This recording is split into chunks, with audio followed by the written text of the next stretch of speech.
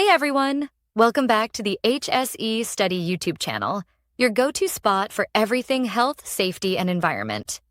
I'm Alex, and today we're tackling a foundational topic in workplace safety, personal protective equipment, or PPE. Whether you're in construction, manufacturing, or any industry where hazards lurk, PPE can be your first line of defense against serious injuries and illnesses. Stick with me for the next 10 minutes as we dive deep into what PPE is, how to ensure it's used properly, the key OSHA standards, common hazards and solutions, who pays for it, and special considerations for construction. By the end, you'll have a clear, actionable plan to protect your team.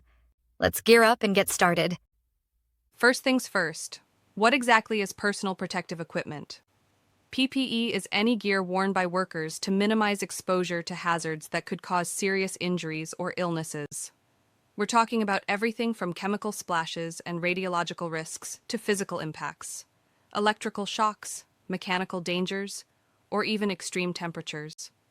Common examples include gloves to protect your hands from cuts or chemicals, safety glasses to shield your eyes from flying debris, steel-toed boots for foot protection, earplugs or earmuffs to guard against noise-induced hearing loss, hard hats to prevent head injuries from falling objects, respirators to filter out harmful airborne particles, and full bodysuits or coveralls for comprehensive coverage.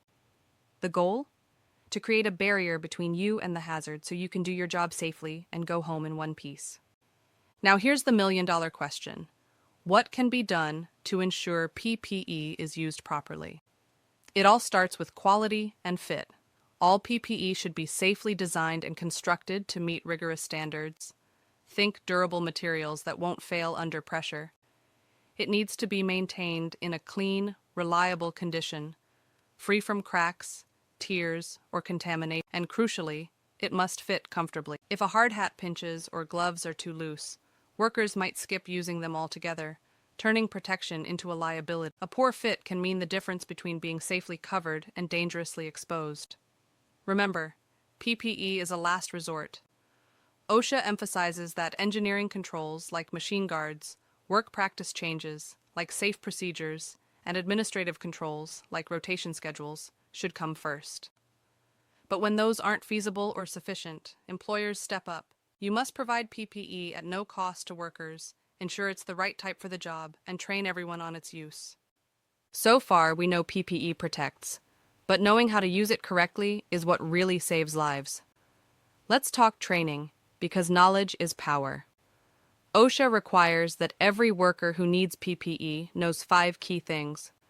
First, when it's necessary, maybe only during certain tasks or in specific areas. Second, what kind is necessary?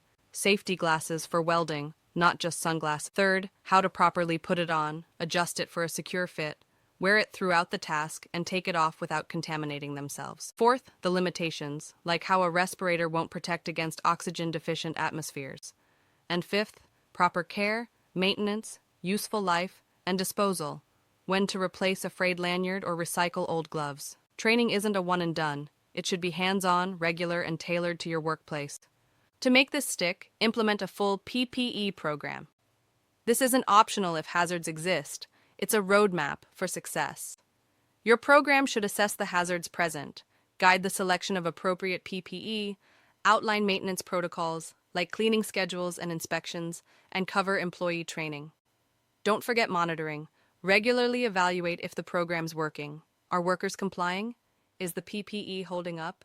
Adjust as needed based on feedback, incidents, or new hazards. A strong PPE program turns compliance into a culture of safety. Shifting gears to OSHA standards. On screen, OSHA 29, CFR 1910.132, PPE General Requirements. PPE is covered in specific rules for general industry, maritime operations, and construction. For instance, in general industry, you'll find requirements under 29 CFR 1910.132 for eye and face protection. OSHA mandates that much of this equipment meets or exceeds standards from the American National Standards Institute, or ANSI, like ANSIZ 87.1 for eye protection. These aren't suggestions, they're enforceable. If you're in maritime or construction, check the tailored sections on OSHA.gov for details. Compliance means auditing your gear against these standards and documenting it. Let's get practical with hazards and solutions. Recognizing when PPE is needed is half the battle. Common hazards include chemical exposures, think splashes from solvents, where chemical-resistant gloves and goggles are essential. For physical hazards like impacts or punctures, hard hats and cut-resistant sleeves shine. Electrical work, insulated gloves and arc flash suits. Noise over 85 decibels, hearing protection. And for airborne hazards, like dust or fumes, NI-approved respirators. Solutions start with a hazard assessment. Walk your site, identify risks, and match PPE to them. OSHA's website has references and tools to help, like checklists for selection and usage. Remember, the right PPE isn't just about protection, it's about not hindering work, so mobility and comfort matter. Who foots the bill for PPE? OSHA's clear. Employers must pay for PPE required to comply with standards, with a few exceptions, like everyday items such as safety-toed boots or prescription safety glasses, where workers might contribute if they choose. But for specialized gear like respirators or welding hoods, it's on the employer. This ensures no one skips safety due to cost. Document payments and provide receipts if needed. Transparency builds trust. For those in construction, PPE takes on extra urgency with dynamic sites full of falls, strikes, and exposures. OSHA highlights specifics like foot protection against heavy objects, headgear for overhead work, and high-visibility vests near traffic. The construction standard 29 CFR 1926.95 ties it all together. Tailor your program to the site, maybe daily briefings on PPE use before starting. Still with me? Great. Let's zoom out on why PPE matters. It's not just gear, it's a commitment to zero harm. Proper PPE reduces injuries, boosts productivity by minimizing downtime, and shields against OSHA citations that can hit thousands. But it's a team effort. Workers must wear it, employers must provide and train, and everyone must maintain it. Before we wrap, pro tips. Start with a hazard assessment today. Use OSHA's free resources, like their PPE e-tool for guidance. Reach out to a compliance assistance specialist or request an on-site consultation. They're free, confidential, and penalty-free. Your workplace deserves it. That's your deep dive into personal protective equipment, folks. Assess hazards, select the right gear, train thoroughly, and maintain a solid program. Remember, safety gear only works when you wear it.